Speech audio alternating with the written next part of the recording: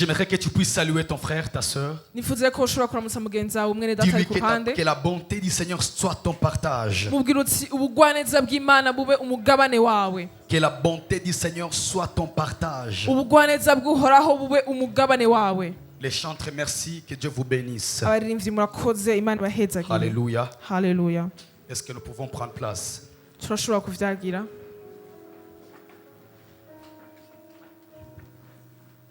Alléluia. Haleluya. Shalom, shalom à nous tous. amahoro kuri twese. Je bénis le Seigneur pour cette soirée ashima Imana kubwa kano kagoroba qui nous a été donnée kaduhawe afin que nous puissions partager ensemble la parole de Dieu. kugira ngo dushobore gusabikanya ijambo ry'Imana. Alléluia. Haleluya. C'est avec soif, c'est avec détermination que je suis venu te partager cette parole. n'umusi unazanye gushira amanga no gutera imbere mu byo nazanye mu kuba ku Imana. Alors j'aimerais que toi aussi tu sois déterminé, nifuza ko nawe woshira amanga assoiffé à recevoir uri umuntu cette parole. anyotewe kwakira rino jambo. Alléluia. Haleluya. Je vous propose un seul texte que nous allons aborder ensemble. Genèse chapitre 32. tugiye gusoma igisomwa kimwe gusa itanguriro C'est le seul 32. texte que nous allons lire. nico gisomwa conye tugiye gusoma Et par la grâce de Dieu, nous allons voir des choses merveilleuses que le Seigneur a cachées dans ce texte. hamwe n'ubuntu bw'Imana tugiye kubona ibintu vy'inyegeje indani Imana yanyegejemwo Bien sûr, par rapport au thème de ce soir. cyane cyane ku bijanye n'ijambo ry'umutwe twihaye kano kagoroba. Alléluia. Amen. Le thème de ce soir, pour ceux qui écrivent, kubandika ijambo twihaye kano kagoroba c'est la nécessité d'une nouvelle identité. ni akamaro k'akaranga gashasha. La nécessité akamaro d'une nouvelle identité. k'akaranga gashasha. Genèse chapitre 32, itanguriro 32 du 4e verset umurongo wa 4 jusqu'au verset 29. gushika ku murongo wa 29. Alors lisez bien ce texte avec moi, c'est parce que c'est là où nous allons vraiment tourner. muze gusoma neza rino jambo ko niho tuza kuguma Chacun dusabikanya. va lire dans sa Bible. mwese asoma burebe yiwe. Jacob envoyant en avant de lui des messagers à Ésaü, son frère, à Séïr, au pays d'Édom. Il leur donna cet ordre: voici ce que vous direz à mon seigneur Ésaü. Ainsi parle Jacob, ton serviteur. J'ai séjourné en immigré chez Laban et je me suis attardé jusqu'à présent. Verset 6. J'ai des bœufs, des ânes, du petit bétail, des serviteurs et des servantes. Et je te le fais dire, mon Seigneur, pour trouver grâce à tes yeux.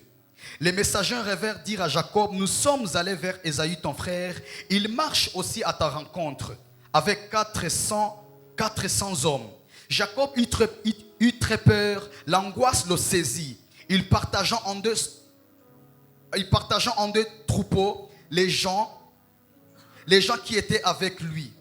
Il partageant en deux troupes les gens qui étaient avec lui, ainsi que le petit et le gros bétail et les chameaux. Il dit: si Ésaü attaque l'une des troupes et la met en mal, l'autre troupe échappera. Jacob dit: Seigneur, c'est la prière de Jacob, Seigneur, Dieu d'Abraham mon père, Dieu d'Isaac mon père, toi qui m'as dit: retourne dans ton pays au lieu de tes origines et je te ferai du bien. Je suis trop petit pour toute la fidélité et la loyauté que tu as montrée envers moi, ton serviteur. J'ai passé ce jour-là avec mon bâton seulement et maintenant je forme des troupes. Délivre-moi, je te prie, de la main de mon frère, de la main d'Ésaü, car je crains qu'il vienne me frapper, tuant la mère sur les enfants. Et toi, tu m'as dit, il est en train de rappeler Dieu dans sa prière: je te ferai du bien et je rendrai ta descendance comme le sable de la mer, qui est innombrable. 14. C'est là que Jacob passa la nuit après sa prière. Il prit parmi les biens qu'il avait acquis de quoi faire un présent à Ésaü son frère: 200 chèvres, 20 boucs, 200 brebis et 20 béliers, 30 chamelles avec les petits qu'elles allaitaient, 40 vaches et 10 taureaux, 20 ânesses et 10 ânes. Alléluia. Alléluia. Alléluia. C'est un peu bizarre, hein? Il biratangaje finit rimwe de na rimwe. prier, mais c'est comme s'il n'a pas la confiance en sa prière. ahejeje gusenga ariko ni nk'uko umenga ntiyizera ivyo ahejeje kuvuga. Est-ce que vous êtes avec moi? Mbega turi kumwe. Alléluia. Alléluia. Il finit la prière, ahejeje gusenga mais les actes que Jacob pose ariko ibikorwa aciye akora nyuma sont en contradiction vyerekana ko ari face à la prière qu'il venait de faire. vyerekana ko ari igihushane c'iryo sengesho ahejeje kugira. Verset 17. Umurongo wa cumi n'indwi. Il est confiant à ses serviteurs, chaque troupe séparément. Et il dit à ses serviteurs, passez devant moi et mettez un intervalle entre chaque troupeau. Il donna cet ordre au premier. Quand tu rencontreras Ésaü, mon frère, et qu'il te demandera, à qui appartiens-tu? Où vas-tu? À qui appartient tout ce qui est devant toi? Tu répondras à Jacob, ton serviteur. C'est un présent qu'il t'envoie, mon Seigneur Ésaü. Lui-même nous suit. Il donna le même ordre au deuxième, au troisième et à tous ceux qui suivaient les troupeaux. Autrement dit, il avait mis les troupeaux devant lui. Mu yandi majambo yari yashize amasho imbere yiwe. Il s'était fait précéder par des biens. Yayitangiwe imbere n'ivyiza afise. Alléluia. Haleluya. Quelqu'un sent Dieu ce soir. Hari umuntu yumva Imana kano kagoroba. Même pendant la lecture. No mu gusoma Tu peux être ijambo. béni. Urashobora guhezagirwa. Alléluia. Amen. Amen, amen. Il donna le même ordre au deuxième, au troisième et à tous ceux qui suivaient les troupeaux. C'est ainsi que vous parlerez à mon Seigneur Ésaïe quand vous le trouverez. Vous direz, Jacob, ton serviteur. Même pas ton frère. Jacob, ton serviteur. Quelle faillite. Mbega ni gute ariko arisubiza hasi. Quelle chute dans la foi. Ramgene yisubiza hasi mu Un homme kwizera.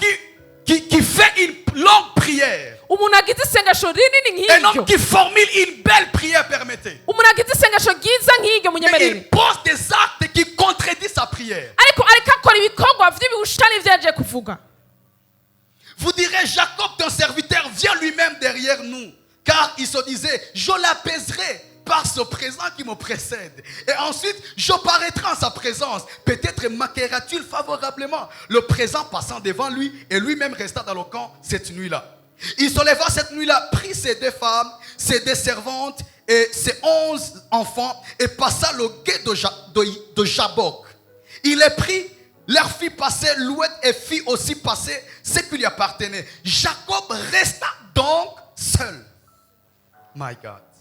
Ce soir, je prie que le Seigneur puisse te révéler l'importance de rester un tout petit peu seul. Uno musi ndasenga ngo ijuru rikwigishe J'ai pas reçu, akamaro ko kuguma uri j'ai pas eu wenyene. un bon amen. Sinarose amen nziza.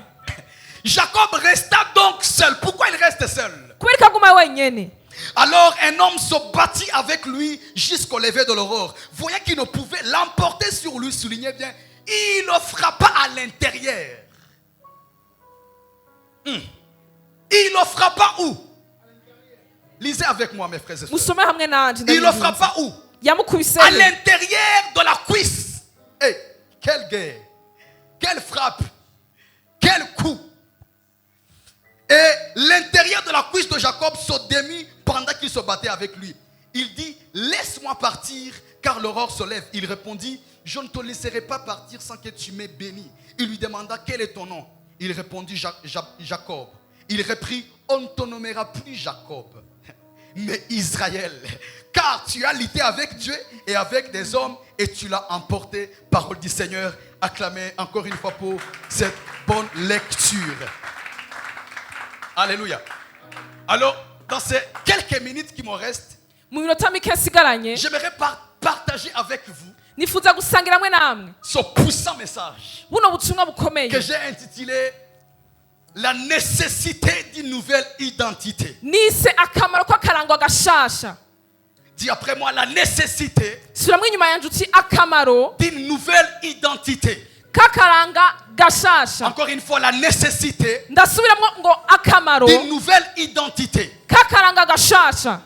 C'est quoi une nécessité? Ni iki rero akamaro? Ikintu La cankenerwa. nécessité est une demande exigée.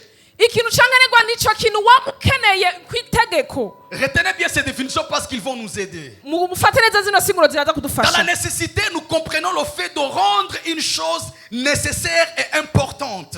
Turabona neza igikorwa cyo gutuma ikintu gicika icankenerwa canke gikomera mu La buzima. nécessité est une demande capitale. Ni igisabisho gikomeye. Alléluia. Amen. Encore une fois, la nécessité akamaro c'est le caractère de ce qui est absolument obligatoire, niyo kamere y'ico kintu gikenewe mu buzima cane, de ce qui est indispensable. ico kintu kitabonetse ataco haba. Autrement dit, de ce dont on ne peut se passer. Mu yandi majambo ico kintu udashobora kwirengagiza, La nécessité, ikintu c'est c'akamaro aussi le caractère de ce qui s'impose d'une façon plus ou moins stricte.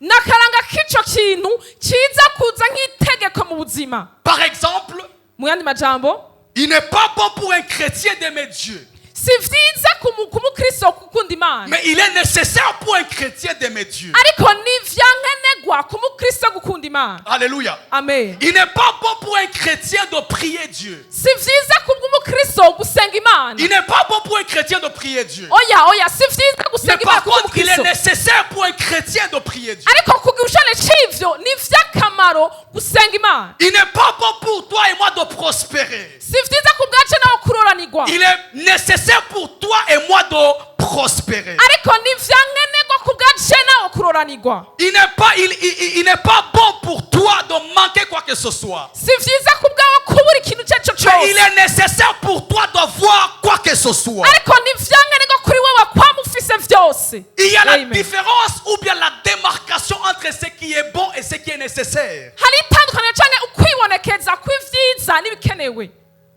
Ce qui est bon pour un moment, pour un temps précis. Ivyiza ni vyiza kubw'umwanya kanaka Mais ce bifise qui est akamaro. nécessaire Ariko ivyo bikenewe traverse le temps. birarengana Ce qui est umwanya. nécessaire Ivyo bikenewe est important dans birakenewe le bon et dans le mauvais moment. mu bihe vyiza no mu bihe bibi. Je répète, ce qui est bon Ndasubiramwo ivyiza est bon pour un temps, pour un moment précis. ni vyiza ku mwanya kanaka, Mais ce qui est nécessaire ariko ivyo vy'akamaro est bon à tout moment. vyama ari vyiza igihe Je cose. répète, ce qui est nécessaire Ndasubiramwo ibintu vy'akamaro est bon à tout moment. vyama ari vyiza igihe cose. Alors, ce message Rero buno butumwa vient pour nous donner une certaine perspective bija kugira biduhe iyerekwa kanaka sur la nécessité d'une nouvelle identité. ku kamaro k'akaranga kacu gashasha.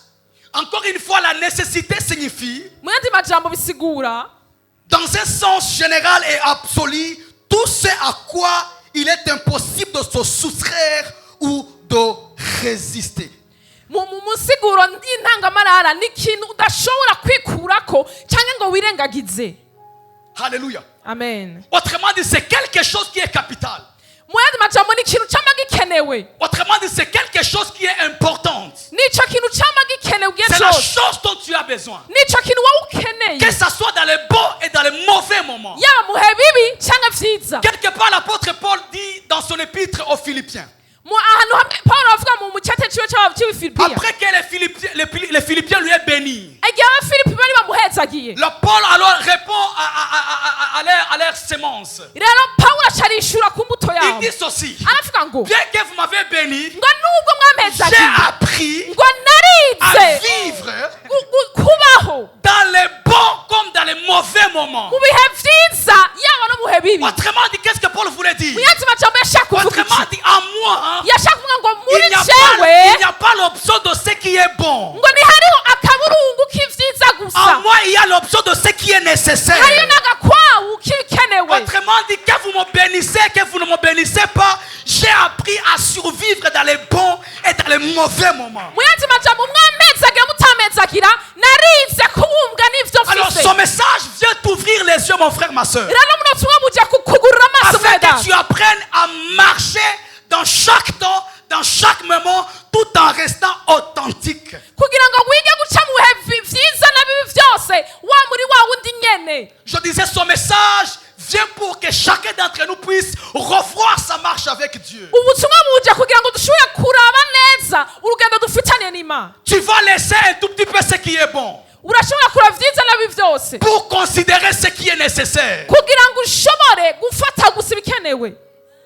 Il n'est pas bon de boire de l'eau. Si vyiza kunywa Il amazi, est nécessaire de boire de l'eau. ariko mutegere neza ko bikenewe kunywa Il amazi. n'est pas bon de manger. Si vyiza Il gufungura, est nécessaire de manger. ariko mumenye ko ari ubwo Il n'est pas bikenewe bon de gufungura. venir à l'église. Si vyiza kuza Il est gusenga, nécessaire de venir à l'église. ariko birakenewe kuza Mais gusenga Il n'est pas bon d'appartenir à une église. si vyiza kuba werekeje ishengero Il kanaka est nécessaire d'appartenir à une église. ngo birakenewe cyane kuba werekeye ishengero kanaka. Il n'est pas bon d'avoir Si vyiza kuba ufise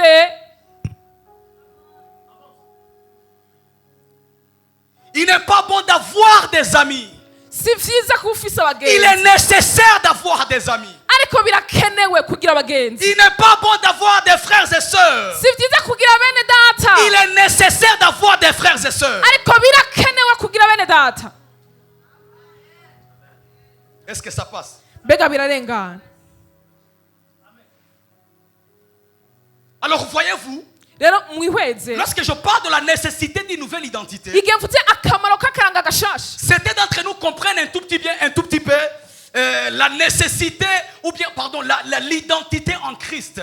abenshi muri twebwe baca batahura ubwo nyene ko ari akaranga dufise muri Kristo. Dans mon message, je ne suis pas venu pour te parler de la nouvelle identité en Christ. Sinaje kubwira n'umusi mu butumwa bwanje ngo akaranga gashasha ufise muri Kristo. Je suis venu te parler d'une nouvelle identité dont tu as besoin dans tel ou tel autre domaine de ta vie. Naje kubwira akameremere utaza kuba ufise mu gisata iki cyangwa iki. Dans le domaine des finances, mu gisata cy'ubutunzi il y a une identité que tu dois avoir. hariyo akameremere utaza kuba Dans le ufise domaine des relations, mu gisata il y a une identité c'imigenderanire que tu dois avoir. hariyo ivyo utegeza Dans le domaine de kubifatanya la famille, mu gisata c'umuryango il y a une identité que tu dois avoir. hari imyitwarire Dans utaza le kuba domaine ufise du monde, mu gisata il y a une c'inosi identité que tu dois avoir. hariyo ingene utegezwa Dans le kwifata domaine de tes études, mu gisata c'amashure il y a yawe une identité que tu dois avoir. hari inyifato cyangwa akameremere Que utaza tu le kuba ufise veuilles ou pas. ubishaka La utabishaka rédemption de Jésus ugucungurwa kwa Yesu nous a donné la nouvelle identité, mais spirituellement. yes kaduhaye akaranga gashasha Je ariko répète, mu la mwemu rédemption de Jésus, ndasubiramo la ugucungurwa kwa rédemption Yesu qu'on a eue à la croix de Golgotha, ugucungwa twaronse ku musaraba nous w'Igorogota a donné la nouvelle identité spirituelle. waduhaye akaranga gasha Autrement uri dit, mu mwemu cette rédemption nous a fait de nous des enfants de Dieu mu yandi majambo katugize abana b'Imana et nous a positionnés hama karaduha uruhagararo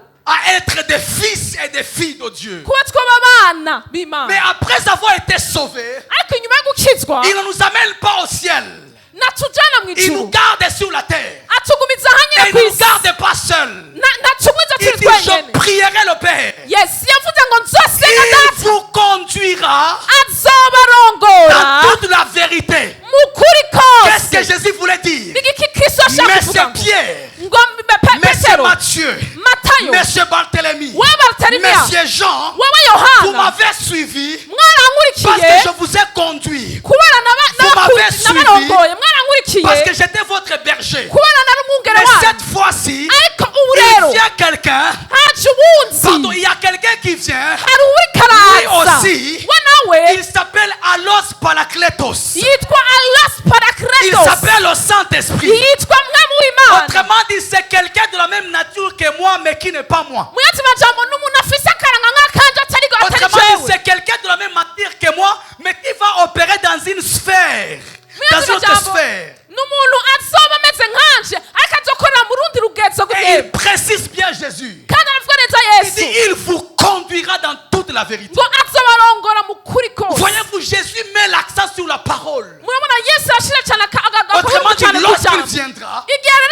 il ne vous azoza conduira pas dans n'importe quoi. nazobaherekeza muri byose L'unité de mesure qu'il va utiliser, icyo azokoresha ce ne sera gupimo pas le principe du monde. nazoba ari amahame Ce ne y'isi sera pas le principe économique du monde. nazoba ari amahame isi twereka L'unité de mesure qu'il va utiliser ariko igipimo s'appelle azokoresha la vérité de la parole de Dieu. cyitwa ukuri kw'ijambo Parce ry'Imana que moi-même qui vous parle, kubera jewe ndiko je suis le ndabavugisha chemin ndi jewe kuri et la vérité. ni jewe kuri n'inzira Autrement dit, mu yandi majambo la rédemption de Jésus ugucungurwa kwa nous a Yesu donné la nouvelle identité spirituelle. kwaduhaye akaranga gasha mu Mais mwene la parole de Dieu rero ijambo ry'Imana va nous permettre izoduha d'avoir une identité adéquate par rapport à la situation dans laquelle on va se retrouver. kugira akameremere kabushitse mu vyo tuza two turacamwo. Je croyais que j'allais avoir un bon amen. Nanditse ngiye kuronka amen nziza. Lorsque vous lisez 1 Timothée chapitre 5, Igihe musomye Timotheo wa mbere gatanu vous allez voir l'apôtre Paul est en train de reprocher Timothée. murabona ko Paulo ariko aragwabirira ya Il lui donne quelques Timotheo vérités. amuha amakuru Et amwanga il précise bien. aramubwira ati Il dit, face au vieillard, ngo hamwe n'abakuru comporte-toi comme ça. wigenze gutya, Face aux veuves, hamwe n'abapfakazi comporte-toi comme ça. wigenze gutya, Face aux jeunes gens, imbere y'abantu b'abayabaga comporte-toi comme ça. wigenze gutya, Face aux jeunes veuves, imbere y'abapfakazi bato comporte-toi comme ça. wigenze Qu'est-ce gutya. que Timothée veut dire à Paul? Ni kiki Paulo Pardon, qu'est-ce que yagiye- Paul veut dire à Timothée? Paulo akeneye kubwira Timothée, Timoteyo tu dois te rendre compte uti Timoteyo Que cette utaza fois-ci- kumenya ko ubu qu'il est nécessaire bikenewe que par rapport aux différents groupes de personnes qui se retrouvent devant toi, ko ku bijyanye n'imigwi y'abantu benshi il est nécessaire bagukikuje d'avoir une nouvelle identité. birakenewe ko ufise akaranga Autrement gashasha. dit, il est nécessaire pour toi d'avoir un autre profil. mu yandi majambo tuza ko ufise urundi ruhagararo rusha Face à la persécution, imbere yo il est nécessaire gucurugwa d'avoir l'identité de persévérant. utaza ko ufise umuntu ashira amanga Face à la trahison, imbere yo guhemukirwa il est nécessaire d'avoir la nouvelle identité de l'amour de Christ. birakenewe ko ufise akaranga gasha k'urukundo kagwa Kristo. Face à l'échec, imbere yo kunanirwa il est nécessaire d'avoir la nouvelle identité qui s'appelle la réussite. utaza ko ufise akaranga kitwa ukuroranirwa Face à la pauvreté, imbere y'ubukene il est nécessaire pour toi, mon frère et soeur, mon frère, ma soeur, birakenewe ko mwene data wewe d'avoir la nouvelle identité qui s'appelle la prospérité. ufise akaranga gashasha kitwa ukuroranirwa Face à la passion de la jeunesse, imbere y'ivyifuzo vy'ibikangara il te faut l'identité de ceux qui fuient les passions de la jeunesse. urakenewe akaranga kw'abantu bahunga ivyifuzo vy'imikangara. Alors, la nécessité d'une nouvelle identité rero akamaro k'akaranga gashasha est en train de nous montrer à quel point kariko karatwereka c'est ingene très très important bikenewe cane d'avoir une nouvelle identité. kugira akaranga gashasha. Autrement dit, d'avoir un nouveau profil. mu yandi majambo kuba ufise urundi ruhagararo rusha. Est-ce que ça passe? mbega birarengana. La nécessité, akamaro c'est tellement nécessaire. birakenewe cane, C'est important. birakenewe cane Pour ce domaine-là, kubwa ico gisata you need a new identity. urakeneye akaranga gashasha, You need a new identity. urakeneye akaranga gashasha. Nous parlons de Jacob. twama tuvuga Yakobo, Nous venons de lire cette histoire. tuhejeje gusoma ino nkuru. Jacob quitte chez Laban. Yakobo avuye kwa Labani. Et lorsqu'il quitte chez Laban, igihe avuye kwa Labani il se rend compte que Ésaü est sur le point de le rencontrer. aciye abona ko Esawu mwene wabo akeneye guhura nawe. Il se rend compte que il est sur le point de rencontrer quelqu'un.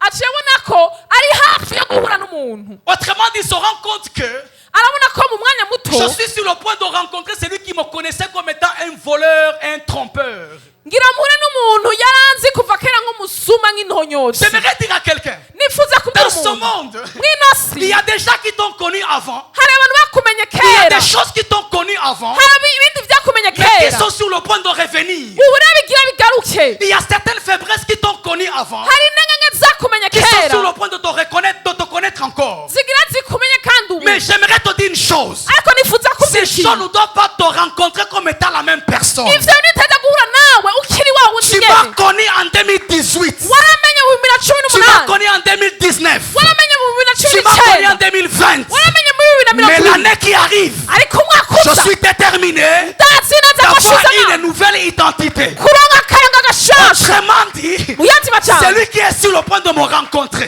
ugira ahure nanje il a une certaine information. arafise amakuru kanaka, Il a une certaine idée de ce que je suis. arafise iciyumviro gito Que je kw'iconzi suis voleur Jacob. ko ndi umusuma jewe Que je suis le Yakobo, trompeur Jacob. ko ni jewe Mais mbesha ça, abantu ce n'est Yakobo. pas un problème. ariko ico si ikibazo. Pendant que Jacob s'apprêtait à rencontrer Ésaü, igihe Yakobo yagira ahure na Esawu, pendant que Jacob s'apprêtait à rencontrer celui qu'il a connu avant, igihe yagira ahure n'uwamenye mbere il ne savait pas ntiyarazi que de l'autre côté, ko igihe il y a hahagaze un Dieu qui s'apprêtait à le rencontrer avant que ceux qui l'ont connu avant ne le rencontrent.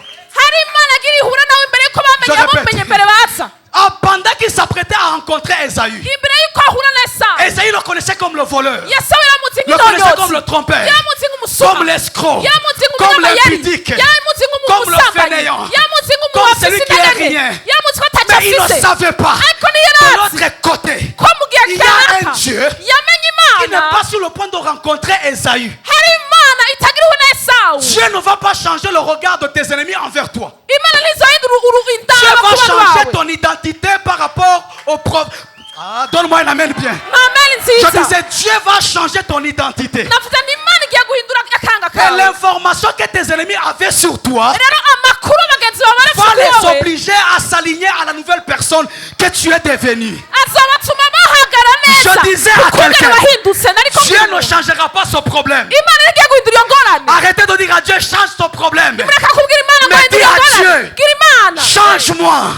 hindura Parce que lorsqu'on te change, kugira ko ariyo uhindutse Esaü sera obligé de s'aligner à toi. yesawu azotegerezwa guhagarara ku kuntu wahindutse J'ai pas reçu un bon amen.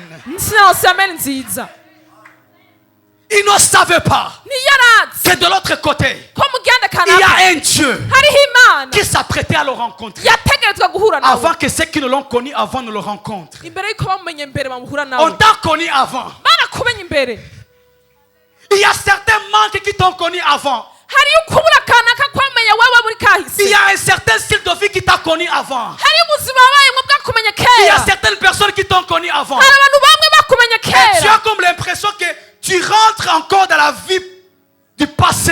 rero buri kubibaza nk'ubuye gusubira mu buzima Il y bwa a certains, kahise il y a certains chrétiens, hariyo b'abakristo au lieu bamwe d'avancer, imbere y'uko c'est batari comme si intambwe les choses qu'il avait abandonnées ibintu bari barahevye sont sur le point de le rencontrer. bigira bihure kandi nabo Alors Jacob ne savait pas. yakobo rero Il ntiyarazi commence à fabriquer des choses. atangura Il gukutindika commence à tripoter des choses. atangura Oh, guhubiba non, non, non, Jacob. ahubwo atoya oya Si tu yakobo savais yaba que de waruzi l'autre côté, ko muri iki Dieu est sur le point de te rencontrer. imana igomba ihure nawe Et il va changer ton identité. kandi igira ihindura akanga Et kawe ceux qui t'ont connu avant abakumenye mbere seront obligés de s'aligner à ta nouvelle identité. bazoca bategerezwa Je guhagarara suis venu kugira ngo- prophétiser sur toi au nom de Jésus. nagiye kuvugisha kuri wowe uno Ce munsi problème va rester. ico kibazo Ce problème kizosigara va revenir. ico kibazo Mais cette kizogaruka fois-ci, ariko buno ce problème nyene va rencontrer non pas Jacob mais Israël. ico kibazo nikizahura Je na disais, Yesu ce nakuzo problème- na Isirayeli Ce problème va revenir. ico kibazo Ce n'est pas un kizogaruka problème. ico si Ça va kibazo revenir. kizogaruka Cette situation va revenir. ico kibazo Mais une kizoza bonne nouvelle. ariko inkuru nziza La naguhaye situation là, ico elle ne kibazo va ico pas rencontrer la même personne. nikizahura na wa wundi Elle va nyene rencontrer un homme déterminé. kizahura n'umuntu ashize Elle va amanga rencontrer un homme qui a combattu avec Dieu. ayirambano kizahura n'umuntu yahuye n'imana Celui qui résiste devant Dieu ne pourra jamais résister devant les hommes. umuntu yashize amanga imbere y'imana ntashobora kunanirwa n'abantu Sorry. Celui qui résiste, uwashize celui amanga qui résiste Dieu. wahangaye imana Les Yes. hommes, qu'est-ce qu'ils pourront faire? abantu mbega bazokora iki On dit il a combattu avec Dieu. yavuga ngo yahanze Autrement angana dit, imana Jacob, bavuga ngo je yakobo sais très bien. ndazi neza Tu es sur le point de rencontrer quelqu'un qui t'a connu avant. ugira uhure n'umuntu yakumenye imbere Comme il y a des gens, nk'uko hari abantu ils ont toujours des informations de ton passé. bama bafise amakuru yabo ya Ce kahise sont les Esaü. ni ba yasawu Il avait gardé une dent contre Jacob. yarafise ishari kuri yakobo Mais regarde ce que Dieu fait. raba ivyo imana ikora Dieu ne change pas Esaü. imana ntiyahinduye sa Dieu change Jacob. imana ihindura yakobo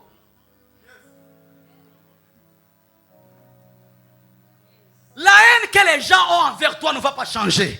ugwanga abantu bagufitiye Nous sommes ntiruzohinduka dans un monde du dernier temps, dit Paul dans Timothée. turi mu gihe ca nyuma nk'uko pawulo yavuga muri timoteyo Mais ce qu'il fait, ariko ivyo Dieu akora change l'identité de Jacob. imana irahindura akaranga k'abantu La nécessité d'une nouvelle identité. akamaro k'akaranga gashasha Il ne te donnera pas l'argent, nazaguha amafaranga mais il te donnera une nouvelle identité. ariko azoguha akaranga gasha Je pose une question. ndabaza ikibazo Les Égyptiens, abanyagiputa les Israélites, abanyisirayeli Moïse se lève pour les libérer. mose arahaguruka kugira qu'est-ce babohore qu'ils font? bakora iki Ils le combattent. batangwe kumugwanya Ils le combattent et on chasse Moïse. hama bakaca birukana Et il mose part où? agiye he À Madian. agenda imidiyani Là où il va rencontrer Jétron. igihe azohura na se Madian azohura veut dire- bisigura ngo midiyani Connexion divine. bisigura ngo uguhuzwa Mais là, kw'imana regardez bien.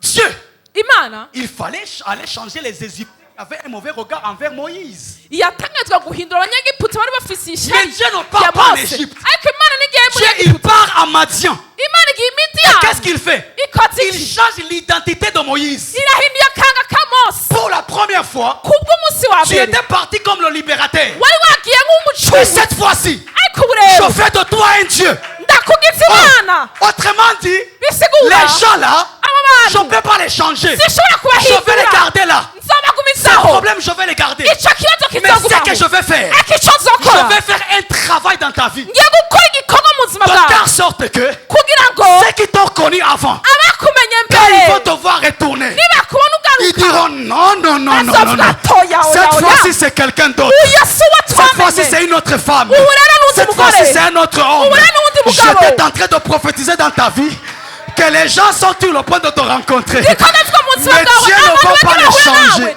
imana Dieu ne ntizobahindura va pas les changer. imana Mais Dieu va ntizobahindura changer ton nom. imana izahindura Dieu izina va changer ton ryawe identité. imana izahindura akarima Celui qui était kawe pêcheur de poissons, uwari yaramurovyi il wawe est devenu w'ifi Pierre. yahindutse Celui qui était petero pêcheur de poissons, uwari il umurovyi est devenu w'amafi pêcheur de poissons. yahindutse umurovyi Il est devenu w'abantu pêcheur d'hommes. yahindutse umurovyi Je disais w'abantu à quelqu'un, nariko mbwira umuntu Dieu ne ngo changera pas ce problème. imana ntizahindura Mais ico Dieu kibazo va cawe changer la personne qui est sur le point de rencontrer ce problème. imana igiye guhindura umuntu agira ahure n'izo ngorane Je croyais que j'allais avoir un bon amen. nari nshobora kuronka amen nziza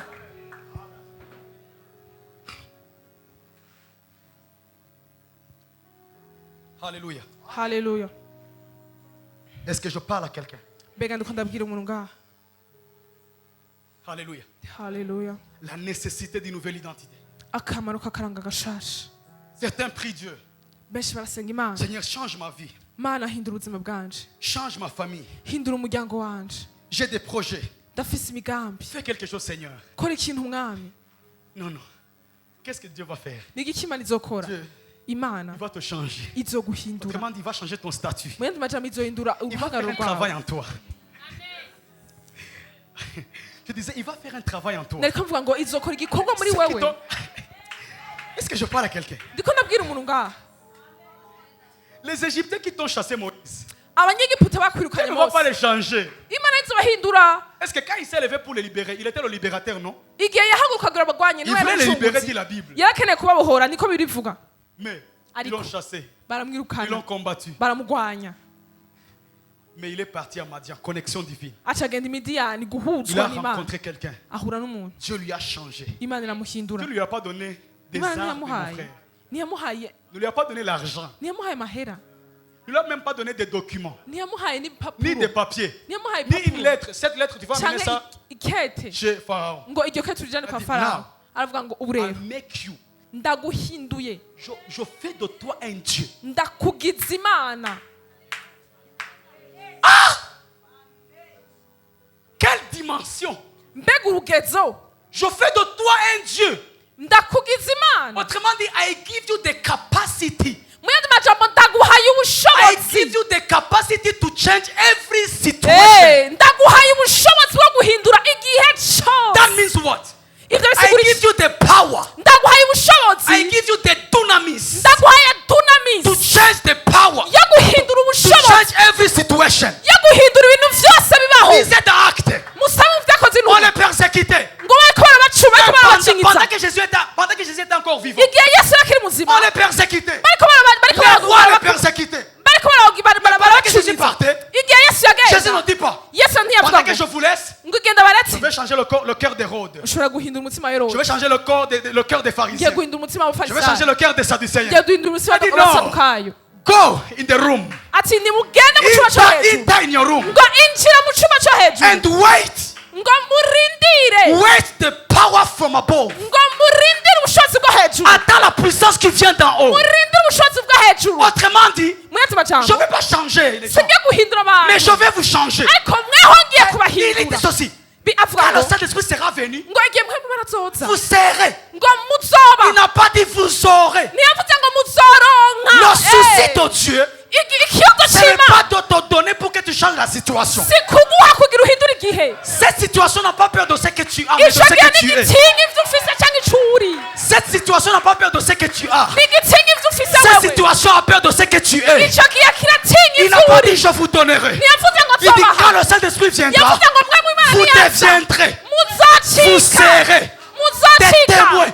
ivyabona des témoins. ivyabona Autrement dit, mu yandi majambo pour son réveil, kubwa rino vous kangura n'avez pas besoin que je vous donne quelque chose. nimukeneye ko ndabaha ikintu Vous avez kanaka besoin que je je fasse de vous mukeneye ko ndabagira quelque chose. ikintu Et je fais de vous ndabagize des témoins.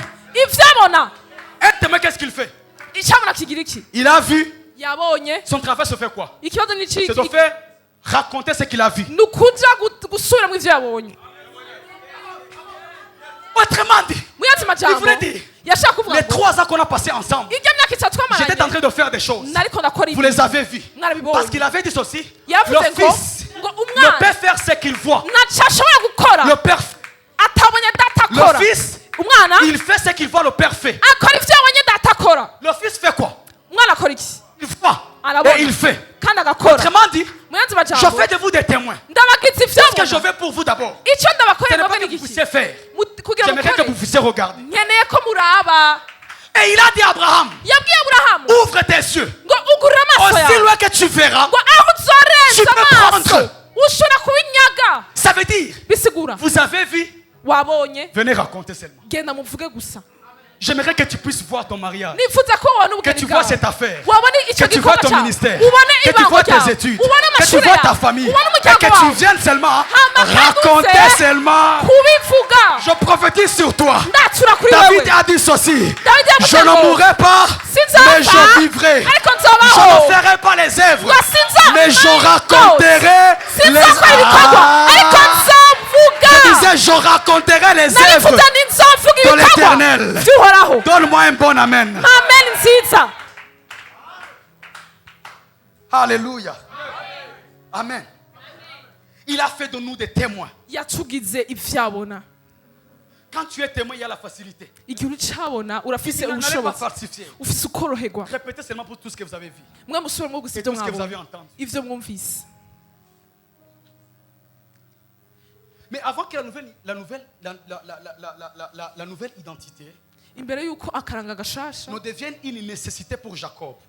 gacika akamaro ku bwa C'est là Yakobo où j'entre vraiment dans mon message. niho ninjiye mu Avant buzima que la nouvelle bwanje. identité ne devienne une nécessité d'Élisha, Imbere yuko bihinduka akamaro, Jacob a dû combattre ses 4 ennemis dans sa vie. Yakobo yabanje kugwanya abasi be 4 mu buzima bwiwe. Vous avez vos Bibles? Murafise amabiri yanyu. Premier ennemi. Umwasi wa mbere Je suis au verset 4. ndi ku murongo wa 4. Chapitre 32 Genèse.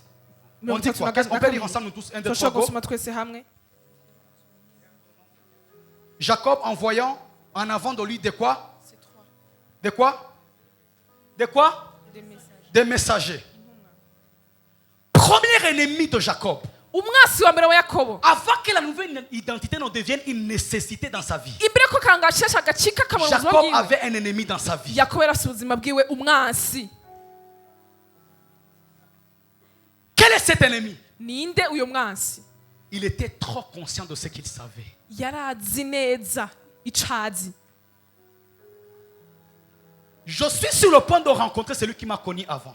Ndi hafi yo guhura n'umuntu yamenye Mais qu'est-ce qu'il fait? Ariko ngika Il koze. envoie les messagers. Arungitse Et intumwa. lorsque vous étudiez bien ce texte, Imbere yuko mwizi à kiciga. l'époque, les messagers Muri ico gihe des personnes abatumwa barabantu qui pouvaient bien transmettre un message. bashobora gutanga On neza dit qu'ils ubutumwa. étaient éloquents. Bari bafise amajambo Ils asosa. parlaient bien. Bavuga neza. C'était des gens qui promouvaient de la science. Bari abantu bazi Autrement ubushakashatsi. dit, Jacob a placé des paroles en eux. Muyandi majambo Yakobo yashize amajambo muri bo. Il a dit, allez dire. Aravuga ngo genda à muvuge Esaü. mubwire Le Esawu. premier ennemi de Jacob, Umwasi wa mbere wa il était Yakobo trop conscient de ce qu'il savait. yarazi neza ivyazi. Il n'a pas envoyé n'importe qui premièrement. Ntiyarungitse ari we wese Il bwa a mbere. envoyé des messagers. Yarungitse intumwa. Des gens qui pouvaient parler bien. Abantu bashobora kuvuga Des gens neza. qui pouvaient plaider. Abantu bashobora kumuvugira. Avant que la nouvelle identité ne devienne une nécessité, tu auras à combattre cet ennemi qui s'appelle le fait de savoir. Tu es trop conscient de ce que tu sais, de ce que tu connais. Imbere yuko bicika akamaro utegetswe kuzogwanya uwo mwasi wukumenya neza ivyo uzi. Vous allez voir que la prière commence au verset 10. Muzona ko isengesho ryitangwa ku À murongo wa partir du 10. verset 4, Kuva ku murongo wa il y a 3 ces 4 ennemis que Jacob a eu à faire face. hariyo abo basi 3 Yakobo yarinze kugwanya. 4.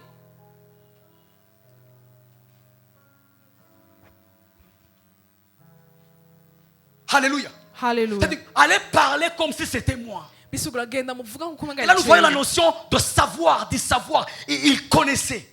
turabona ubumenyi muri we yari Ça veut dire afise quoi? kumenya Pour que je puisse gagner la grâce. kugira ngo ushobore kuronka Parce que pour ubuntu que je puisse gagner grâce devant toi. kugira ngo ushobore kuronka ibyiza faveur imbere devant yawe toi. ushobore kuronka ubuntu imbere Écoute ce yawe que je connais. umviriza ivyo wonzi Écoute-moi. nyumviriza C'est ça dans l'église. ivyo biri Des gens qui sont conscients de ce qu'ils connaissent. abantu bazi neza ivyo bazi Il est conscient qu'il connaît. abantu bazi neza ivyo bazi Et les autres ne connaissent pas. C'est lui seulement qui connaît. abandi ntavyo bazi wewe niwe wabizi gusa Messieurs, madame, mwene la data terre tourne autour du soleil. Mais les gens Is- ne tournent pas tout autour de toi. isi izunguruka ku kuzuba ariko abantu Tu es trop conscient de ce que tu connais. wewe urazi Tu es neza trop ivyo conscient de uzi. tes études. urazi amashuri wize J'ai fini les humanités. jewe nize J'ai fini amashuri l'université. Naheze Je fais déjà le master. ndiga Déjà le doctorat. ndiko Tu ndiga es trop doktora conscient de ce que tu connais. urazi neza ivyo uzi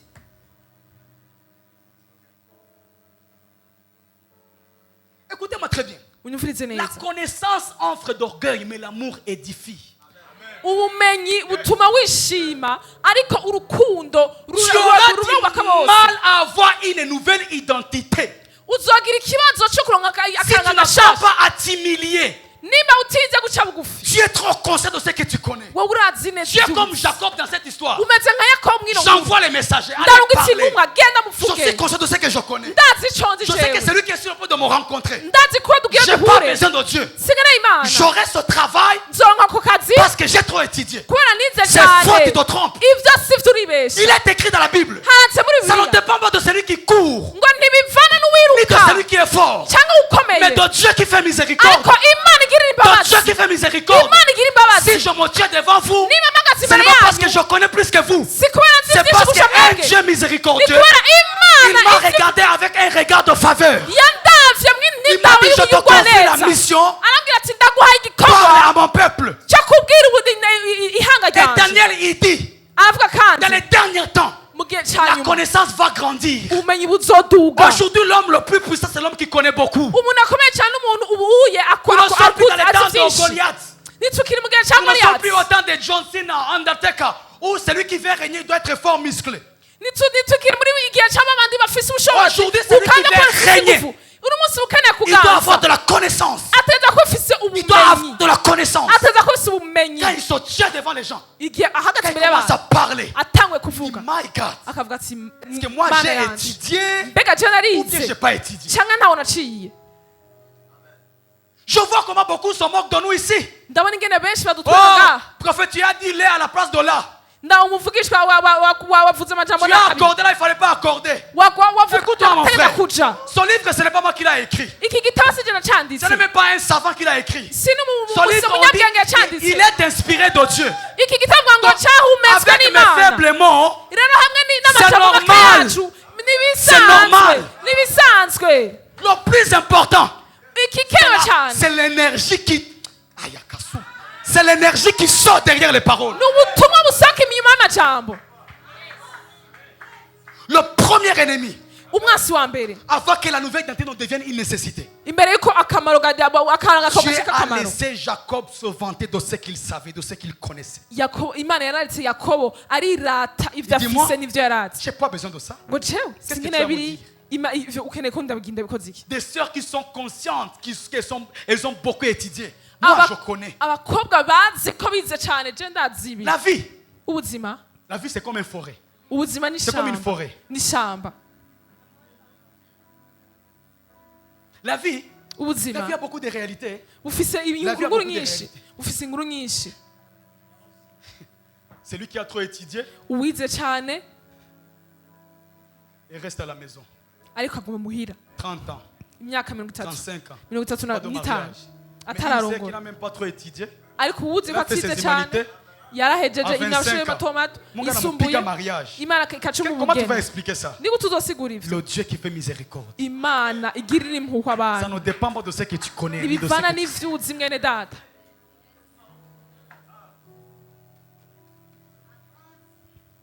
Jacob envoyait des messagers devant lui. yakobo yarungitse C'est le intumwa premier mbere ennemi. yiwe niwe mwasi wa mbere Vite, vite. Deuxième ennemi, umwasi wa kabiri au verset 5. umurongo wa gatanu Il leur donna cet ordre. aca Voici ce ayiryo que vous tegeko direz à mon seigneur Ésaü. Ainsi parle Jacob, ton serviteur. J'ai séjourné en émigré chez Laban. Je m'y suis attardé jusqu'à présent. Dans le discours de Jacob, muri ubwo butumwa bwa Yakobo il y avait trop de je. harimo ibintu bya Voyez? jewe J'ai ça. jewe mfise ibi Il dit, j'ai séjourné en émigré.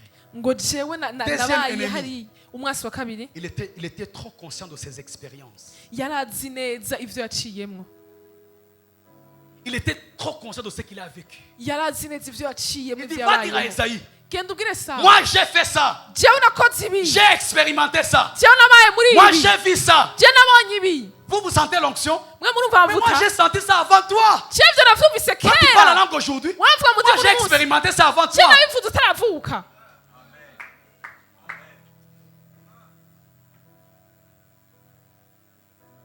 Avant que la nouvelle identité ne devienne une nécessité, imbere yuko akaranga gashasha kawe gacika akamaro Dieu le laisse se vanter de ses expériences. imana yaramuretse arirata ivyo yabayemwo Écoutez-moi ce que Dieu m'a dit. mwumvirize ivyo imana yambwiye L'orgueil, ce n'est pas seulement se vanter de ce que tu as ni de ce que tu es. ubwibone si ukwirata ivyo ufise canke ico uri L'orgueil, c'est aussi raconter tout ce qu'on ne t'a pas demandé de dire. yes ni ukuvuga kandi ivyo batagusavye kuvuga Qui lui avait demandé de raconter tout ce qu'il a vécu? ninde yari yamusavye kuvuga ivyo vyose Eh yabayemwo oh, nous lisons la Bible. Qui turasoma lui avait bibiliya demandé de raconter tout ça? ninde yari On yamusavye voit kuvuga en ivyo lui vyose? l'orgueil. barabona muri Il ubwibone dit, moi, va dire ati genda muvuge à Esaü, genda mubwire moi j'ai sawa vécu chez je Laban. nabayeho ibi Moi n'ibi. j'ai fait ça. je nakoze ibi n'ibi Je suis resté là-bas. nagumye hariya J'ai fait 40 jours de jeûne. nagize imyaka iminsi 40 J'ai prié la tête en bas, la tête en haut. nasenze umutwe uri hasi amaguru J'ai hejuru fait ça. nakoze ibi tekana Comme on dit à Lingala, c'est Tikala. Hein? Tikala, c'est? Reste. Et voilà, ça vient. Mutuna mutuna ndenge naye. Alléluia. Alléluia. Parce que bientôt mon père va m'amener prêcher au Congo. mu minsi iza mu Donc, muvyeyi je wanjye azotuma m'exerce kubwira déjà. hariya Délicia, il faut apprendre. On ne sait Yes. jamais. yes Alléluia. On nous a Amen. donné des certificats, non? Eh, Donc, no, cyane. papa va nous envoyer. bazotujana hariya Alléluia. amen amen Le deuxième ennemi, mu mwasi wa Jacob kabiri était trop conscient de ce qu'il avait vécu, de ses expériences. yakobo yarazi neza ivyo À chaque fois yabayemo que tu viens devant Dieu avec tes expériences, igihe cose uje imbere à y'imana chaque uzi fois que ivyo tu viens wabayemo devant Dieu avec tout ce que tu as vécu, igihe cose uje imbere y'imana tu ivyo auras du wabayemo mal à avoir une nouvelle identité. uzogira ikibazo co kuronka Tu akaranga auras du mal à gashasha quitter de Jacob à Israël. uzogira ikibazo co kuva kuri Tu yakobo es uja trop kuri conscient isirayeli de ce que tu as vécu. urazi neza ivyo wabayemo Isama, regarde. ariko Il igitanga ne cyo mura raconte jamais, il ne raconte pas ce qu'il était en train de vivre. ntibavuga ico yari karabamwo Autrement dit, dans le présent, il était KO. mu yandi majambo muri kubu yari yaraheze Ce sont des gens, des chrétiens qui sont dans le passé. niba abantu bamwe baba muri kahise Il dit non, moi, ati jewe nous films, voilà. Alléluia. haleluya Lorsque tu viens devant Dieu, igihe uje imbere y'imana il faut te vider de tes expériences utegerezwa gusohora ivyo wabayeho afin que Dieu vyose puisse te remplir. kugira imana ishobore Mais à chaque kukuzuza fois que tu viens devant Dieu, igihe cose uje imbere tu y'imana commences, Seigneur, ubwira imana moi uti j'avais donné pour toi. je nari nagutangiye J'avais fait ça. nari nakoze ibi J'ai fait ça. nakoze ibi Tu auras du mal à avoir une nouvelle identité. uzogira ikibazo co kugira akaranga gashasha Troisième ennemi, umwasi wa gatatu au verset 6. umurongo wa gatandatu On dit ceci. baravuga ngo J'ai des bœufs, des ânes, du petit bétail, des serviteurs et des servantes. Je te le fais dire. Vous voyez, il ne sait jamais de dire, il ne cesse pas de dire j'ai fait, umwanya wose aguma avuga ngo je. nakoze fise je. je mfise Il était trop conscient de ce qu'il avait. yarazi neza ivyo Le afise troisième ennemi dans la vie de Jacob, umwasi wa gatatu mu buzima qui bwa lui a yakobo empêché d'avoir une nouvelle identité, yamwanyiye kuronka ubuzima bushasha akaranga la gashasha conscience de ce qu'il avait. ni ukumenya neza Il ivyo savait qu'il yarafise avait. yarazi neza Moi, ko lorsque afise. je m'habille, je pèse jewe igihe nambaye Lorsque tu te ndapima regardes. igihe niravye derrière, uravye inyuma devant. uri imbere Tu dis waouh, uravuga uti wawu parmi tous ces autres, muri abantu bose ngaha c'est moi. ni jewe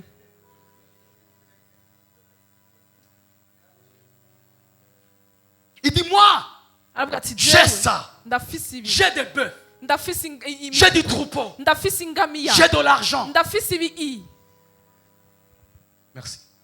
Alléluia. amen J'ai du troupeau. ndafise imikuku Amen.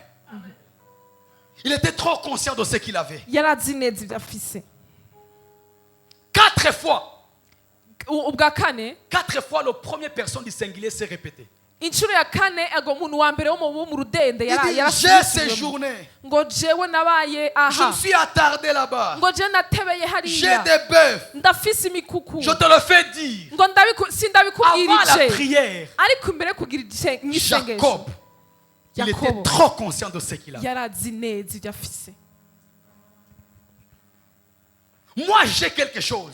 jewe ndafise Moi, j'ai la grâce. je ndafise ubuntu Quand je monte devant igihe et que je nduje commence imbere à chanter, ngatangura non, kuvuga vous allez sentir. oya Même le muzokumva plus insensible va.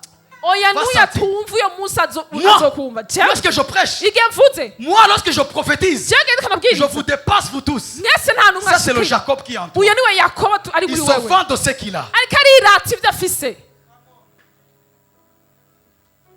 Il se vend de ce qu'il a. ariko arirata ibyo Moi, afise j'ai une beauté. je ndafise Quand ubwiza j'apparais, igihe nje igihe ndengutse quand je m'habille, igihe nambaye quand je fais, igihe nkoze vous allez sentir. Hein. muzovyumva. Oh. À chaque fois que dans tes phrases tu commences par je, igihe Tu cyose finiras amajambo par yawe rien. utanguriye kuri jewe mfise canke ndi uzorangiza Je peux vous dire quelque atacubwira. chose? ndashobora kubabwira ikintu Luc 5.5. Luc 5.5. luka 5:5 Jésus arrive chez Pierre.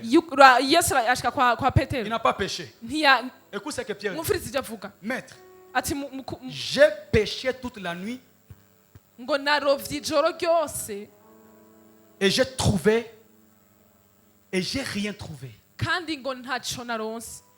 À chaque fois que tu commences par je, igihe cyose utanguriye kuri tu jewe finiras par rien. uzoheza ataco ufise. J'ai péché, maître. narovye Mais la fin, c'est quoi? ariko narangije C'est kuki rien. Lorsque tu es devant Ubusa. le maître, igihe uri imbere ne y'umukuru dis jamais je. ntuvuge na rimwe Tu. ngo na wamuvuga uti tu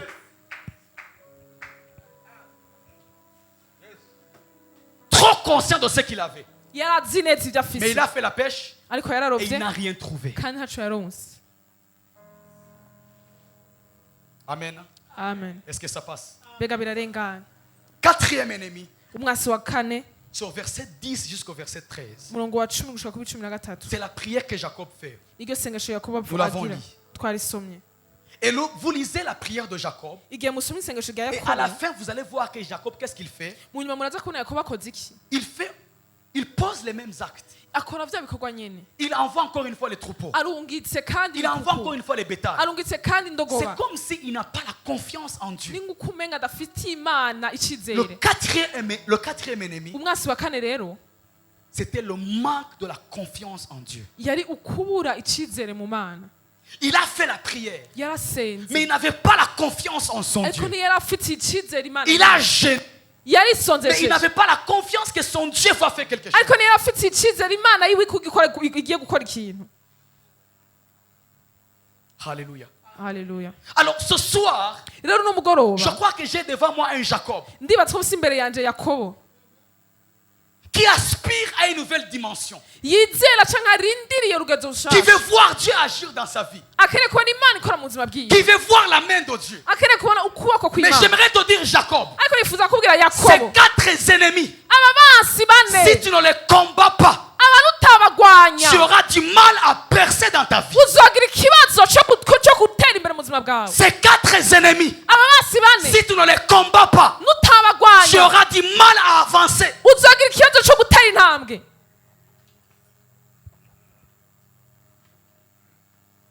Alléluia. Haleluya. Ces 4 ennemis, aba bansi bane la conscience de ce qu'ils savaient, yarazi neza icari la fierté de ce qu'il avait vécu comme expérience, ukwishimira ivyo yabayeho muri kahise l'orgueil dû à ce qu'il avait, ubwibone bw'ivyo yari afise le manque de confiance en son Dieu. ukutagira icizere mu mana yiwe. Avant que la prière ne vienne, imbere ko isengesho rishika Jacob fait voir ces 4 ennemis qui étaient en lui. yakobo aca yerekana abansi bose yari afise muri we. Jacob nous montre ces 4 ennemis qu'il avait. yakobo aratwereka abansi bane yari afise. Dieu est en train d'amener son église quelque part. imana ikirajana ishengero ry'ahantu Mais kanaka si ces 4 ennemis ne sont pas encore frappés, ariko abansi bane nimba nous allons batagwanyijwe tourner en rond. tuzanywa Nous tuzunguruka serons comme les enfants d'Israël qui tourne la muraille de Jéricho. tuzokuba turi nk'abana b'isirayeli ko Tu vas bazuka igihome prier. cy'iyeriko Tu uzosenga vas gêner. Mais uzokwisonzesha tu vas rester, tu resteras là. ariko uzoguma uri ngaho Si ces 4 ennemis nimba basi bane ne quittent pas encore ta vie. batavuye mu buzima Et bwawe voyez-vous, reka murabe si je dis que ces ennemis étaient en lui, nimba mvuze ko amaso yari muri we lorsque Dieu vient le combattre, igihe imana ije kumurwanya lorsque Dieu le rencontre, igihe imana ihuye il ne nawe le rencontre pas n'importe où. ntihuye nawe ahantu Il aho le ariho hose rencontre au guet de Jabok. ihuye nawe ahantu kanaka Il le rencontre au guet de Jabok. ihuye nawe ahantu kanaka kuri Le guet de musozi Jabok aho hantu voulait dire hasigura il videra, ngo azosohora il videra, il azosesa enlèvera. azokuramo Avant qu'Esaïe ne vienne, imbere ko esawu aza Jacob se retrouve au guet de Jabok.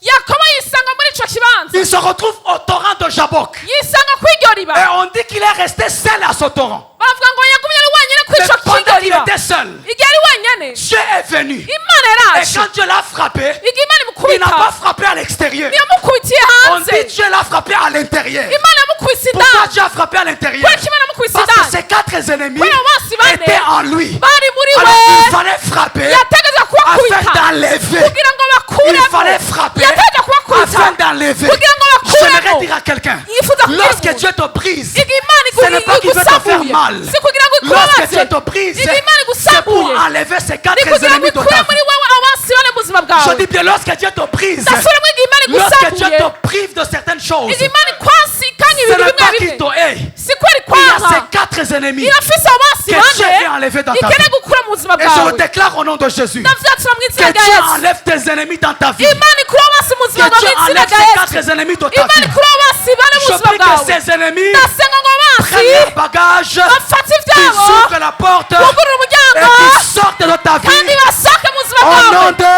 izina ryawe au nom de, mu izina ryawe au nom de mu Jésus. izina rya yesu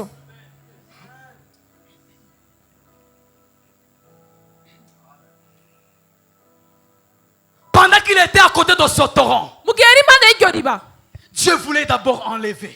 yari ikeneye gukuraho Et ce soir, uno munsi Dieu rero m'a dit ceci. imana yambwiye Ce ngo message buno butumwa deviendra comme le torrent de Jabok. buzohindura nk'iriba Parce yaboki qu'il y a des choses que j'aimerais enlever du dedans de mon peuple. hari ikintu ngena gukuraho imbere y'ihanga Il y a ryawe ces 4 ennemis que je dois enlever. hari abo basi ngena gukuraho Parce que Jabok voulait dire enlever. kuko yakobo bisigura ngo gukuraho Et on dit quand il a frappé, bisigura ngo yakubitwa je dis, je frappe Mike.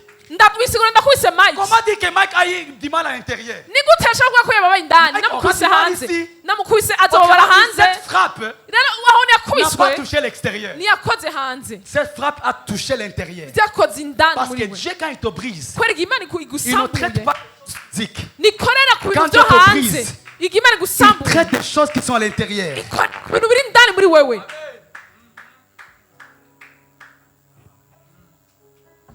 Et quand il était à côté de ce torrent, igihe yari impande y'iryo on riba dit bien il était seul. baravuga ngo yari wenyine Parce que la nouvelle identité nécessite 2 choses. kuko akaranga gashasha La gasanga ibintu solitude bibiri ibintu bibiri ni Et la patience. ukuba wenyine Il fallait n'ukwihangana d'abord rester seul. yategetswe kuba ari wenyine Il fallait d'abord rester seul. yategetswe kuguma wenyine Il fallait rester seul. yategetswe kuguma wenyine Il fallait rester seul. yategerezwa kuguma wenyine Il fallait que Dieu puisse enlever. byari bikeneye ko imana ikuramwo C'est quand tu resteras seul ni mu gihe uzoguma uri wenyine que Dieu aura la possibilité de venir enlever. imana izoba ifise ubushobozi bwo kuza come on. gukuramwo Pendant qu'il était avec ses troupeaux, Et ses qu'il- ânesses, ses femmes, ses serviteurs, Dieu n'est pas venu. Mais c'est quand il est seul que Dieu maintenant entre dans sa vie et il traite des choses qui sont à l'intérieur. igihe yari kumwe n'ivyiwe n'abiwe imana ntigeze iza ariko n'igihe yaba wenyene imana yaciye imusanga kugira ishobore kumuhindura Deuxièmement, la patience. ica kabiri ni J'ai dit ukwihangana quelque chose hier. narabonye ikintu Là ejo où j'étais. aho narinzi Le secret de la puissance de la Pentecôte ibanga ry'ubushobozi bwa pantekoti n'était pas caché dans le fait de rester à Jérusalem, ntiryari rinyegeje mu kuguma i yerusalemu mais dans le fait aussi de patienter à Jérusalem. kandi ryari rinyegeje mu Acte kwihanganirira chapitre 1, yerusalemu verset 4. ivyakoze n'uwari mu Il murongo dit wa kane ceci, bavuga ne ngo vous éloignez pas de Jérusalem, ngo ntimukagende kure mais yerusalemu attendez. ariko murindire 2 choses. icya La kabiri puissance de la Pentecôte exige 2 choses. ubushobozi bwa pantekoti Ne pas burondera ibintu s'éloigner bibiri kutaja kure et la patience. kandi no kurindira Autrement dit, mu yandi c'est majambo lorsque tu es patient ni mu gihe que Dieu wihangana vient. imana iciza Est-ce que je peux avoir des acclamations? mbega ndashobora kuronka amashi menshi.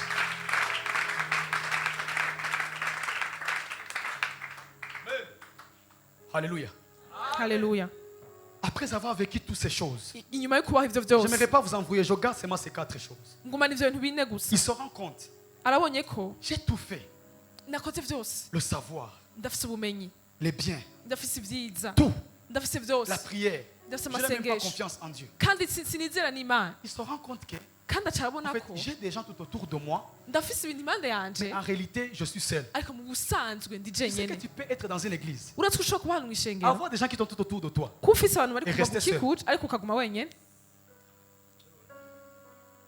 Il se rend compte que ici, Urabonye ko I need ngaha to be alone. ndakeneye kuba ndi jenyene. I need to be alone. Urakeneye kuba uri wenyene.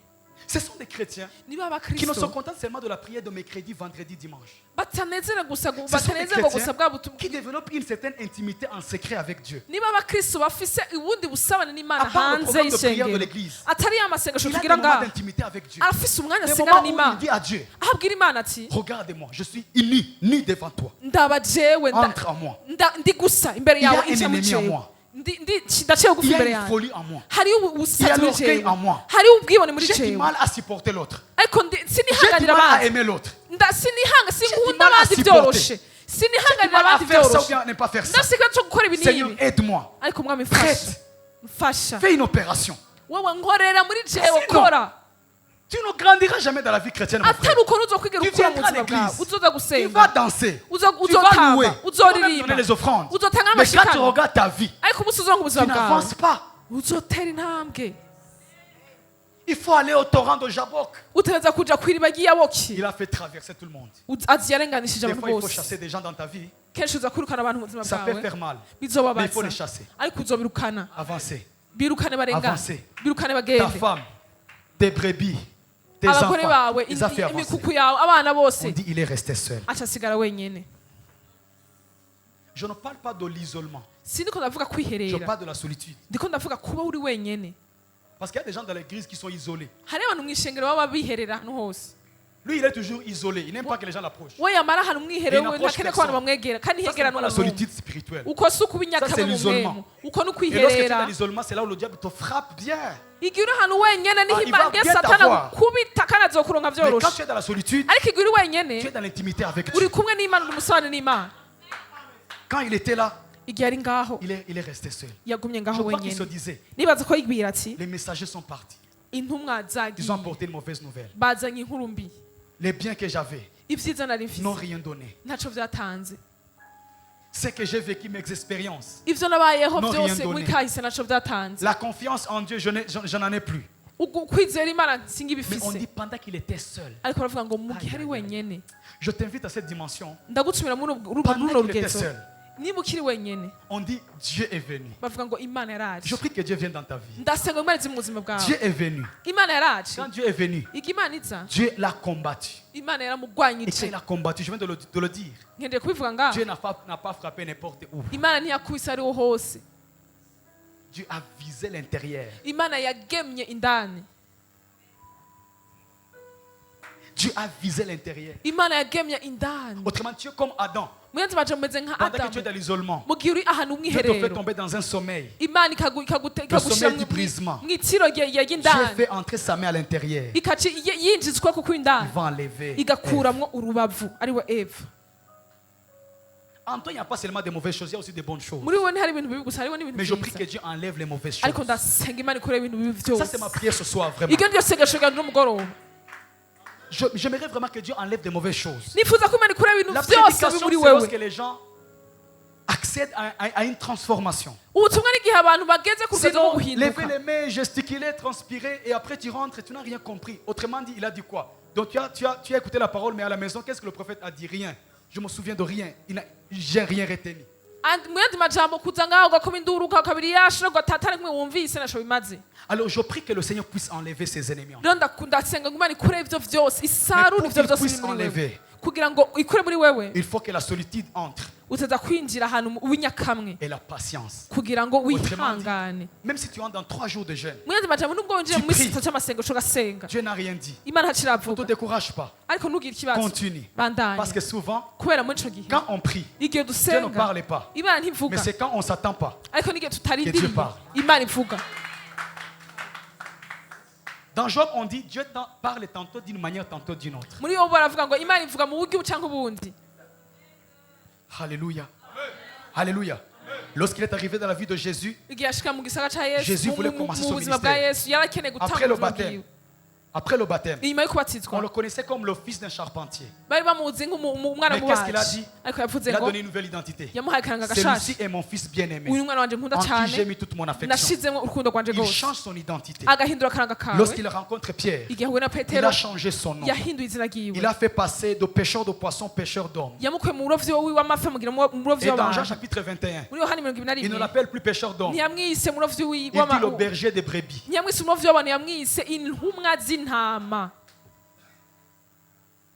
Alléluia. Amen. Et lorsqu'il rencontre Jacob, Igihe ahuye na il Yakobo dit tu ne seras plus Jacob. yambwiye ati ntukiri Yakobo Sera ukundi, Israel. uzoba uri Isirayeli. Autrement dit, tu as été avec Dieu. Bisigura wabanye n'Imana. Cette fois-ci, Ubu rero aucune situation qui viendra. nta kintu na kimwe kizoza. Si tu as résisté Dieu, Nimba warihanganiwe warahangaye Imana, la situation qui est en train de venir, ico gihe kiko kiraza, Esaü qui est en train de venir, Yesu ariko araza, tu seras étonné de voir comment il va t'accueillir. uzotangara kubona ingene azotangarira imbere yawe. Tu verras comment les choses vont s'arranger. Ibintu bizogenda neza. Retenez ceci. Mufate iki? Ne demande pas à Dieu de changer tes ennemis, Nusaba Imana ngo uhindure abansi ni bawe de changer la situation. cyangwa uhindure ikihe uri Demande à kurabamwo. Dieu Saba de Imana changer ton identité. guhindura akanga Autrement kawe. dit, Mu yandi la majambo, nécessité akamaro d'une nouvelle identité. kakaranga Que Dieu gashasha. bénisse sa parole. Imana ihezagire ijambo ryayo.